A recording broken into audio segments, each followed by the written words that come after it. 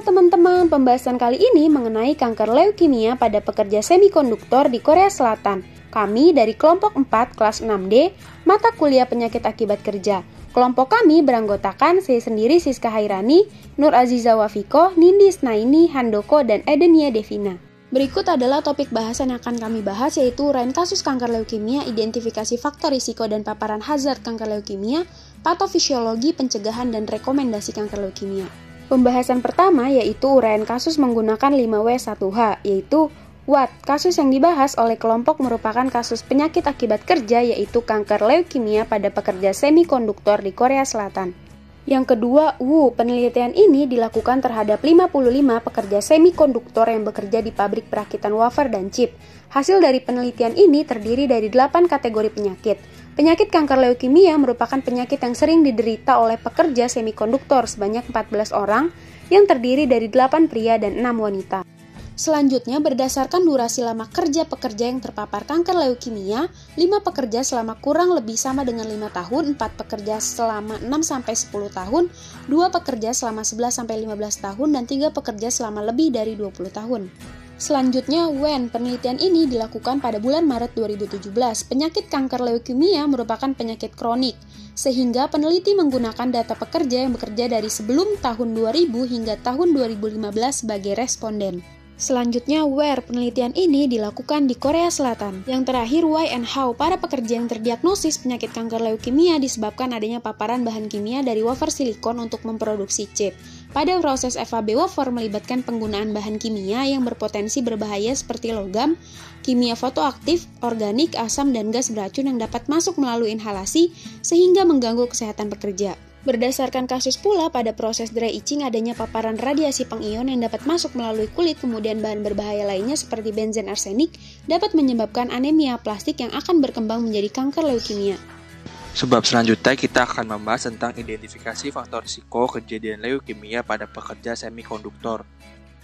Yang pertama ada durasi pajanan, di mana pekerja yang bekerja di bawah dari 5 tahun memiliki faktor risiko lebih besar terkena leukemia. Yang kedua ada jenis pekerjaan, di mana pekerja fabrikasi lebih tinggi terkena kanker leukemia daripada perakitan chip.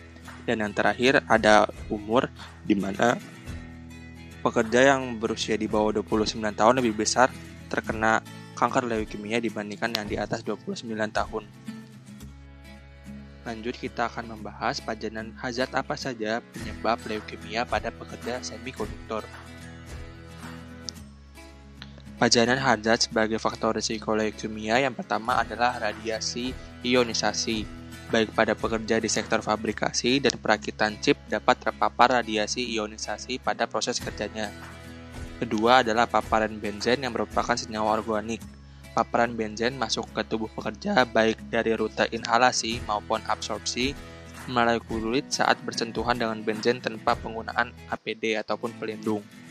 Terakhir ada arsenik yang merupakan unsur dengan nomor atom ke-33 dan dikenal sebagai atom yang beracun.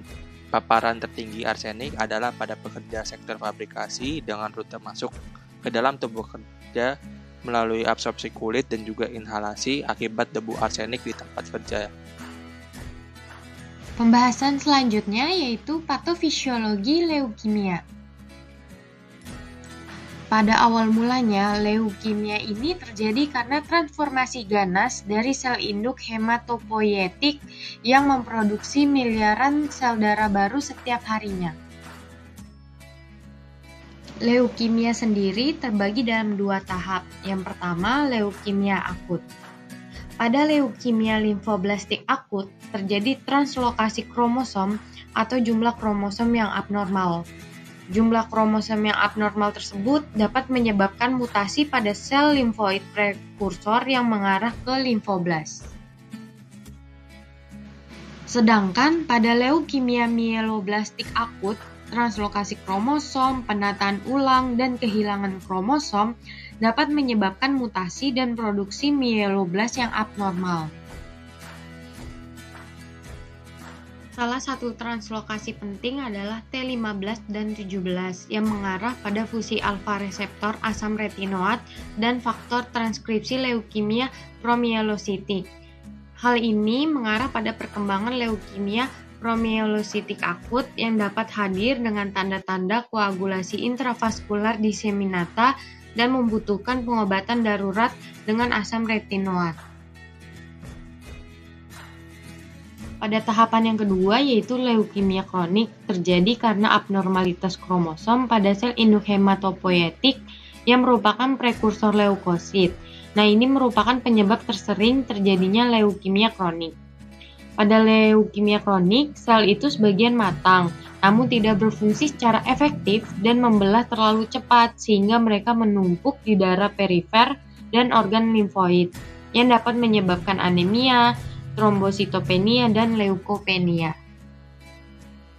Pencegahan penyakit leukemia dengan 5 level of prevention.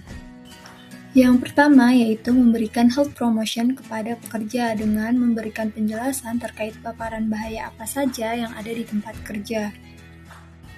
Lalu berikan juga penjelasan kepada pekerja terkait prosedur kerja dan penggunaan APD yang baik dan benar.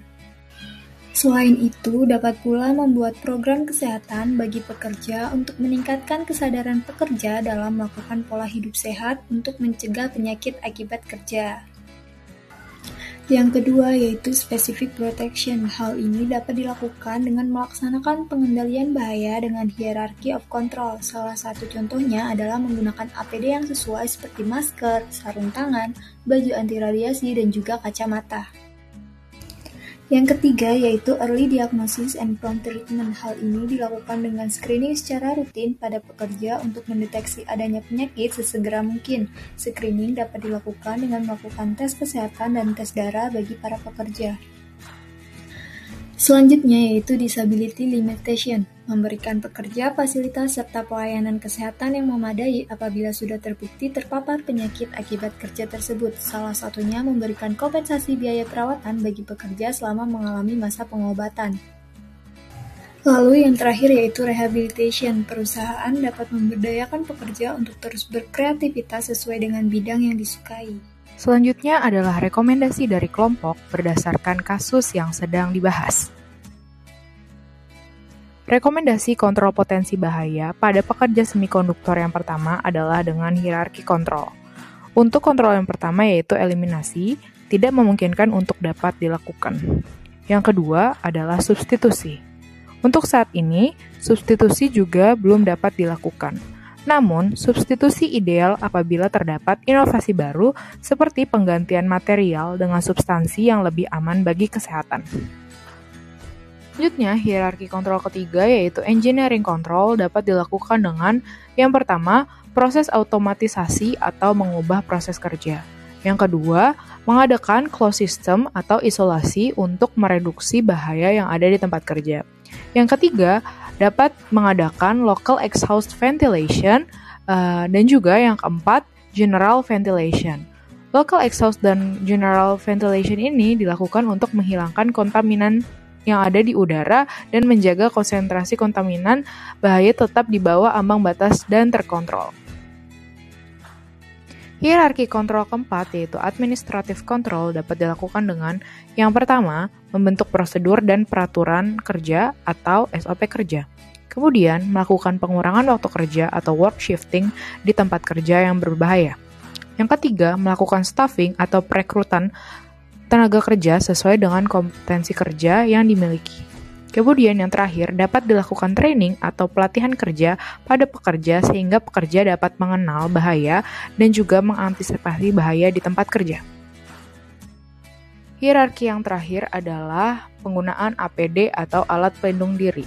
Beberapa jenis alat pelindung diri yang dapat digunakan oleh pekerja semikonduktor diantaranya adalah pelindung wajah dan mata, seperti safety glasses, goggles, face shields, dan masker. Kemudian ada pelindung badan, seperti gloves, aprons, boots, dan coveralls. Dan juga dapat dipakai pelindung berbentuk krim dan lotion untuk kulit pekerja dan juga respirator untuk mencegah bahaya masuk dari sistem pernafasan.